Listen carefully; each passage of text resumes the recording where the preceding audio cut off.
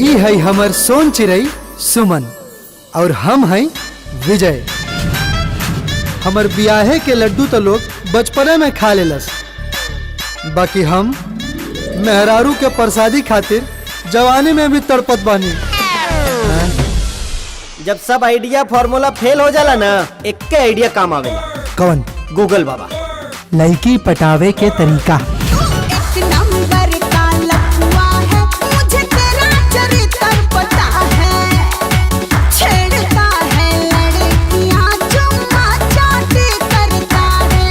तेरे अच्छे नहीं ढंग, तू जमाता है रंग, खाली गाड़ता है कीला कीला। हाँ कीला। सब करे तो रास लीला, मैं कर तो कर गिटार ढीला।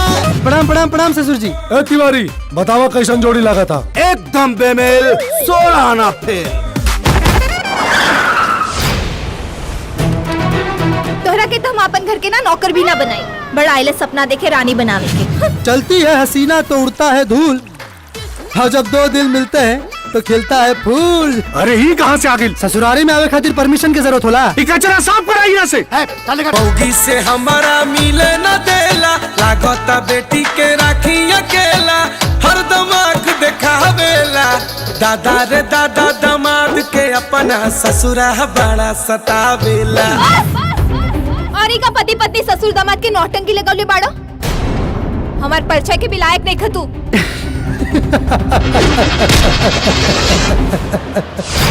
तोर चाल सफल ना हुई। सफल और असफल तो वक्त बताई, बाकी पाँव पुजाई खातिर तैयार हो जाई ससुर जी, काहे कि तोहार दमाद तोहरे घरे आ रहल बा। पंडित धीरे धीरे हो, पंडित धीरे धीरे लगन कराओ, हमारी बन नाजुक है। धीरे धीरे लगन कराओ। अब तू समाज के रीत रिवाज बदल देवा। ई का करता नहीं रहुआ, हमरा नरक भेजब का? हार के बाद जीतला का काम मतलब है तिवारी। मतलब बाप है सुंदर बाबू, मतलब बाप।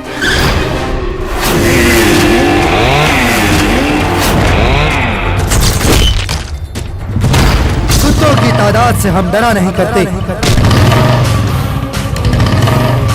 हम शेर हैं, हर किसी से लड़ा नहीं करते। अगर लड़के छाती चीरे बिना छोड़ा नहीं करते।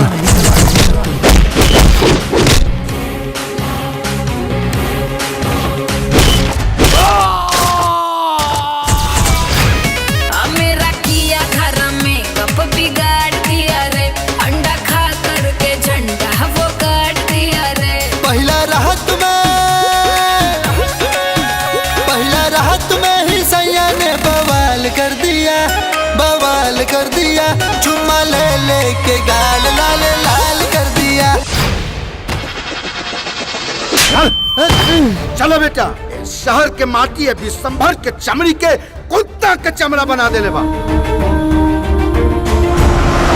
जैसे चलवा के संग में चंदनिया रहे, जैसे सूरज के संग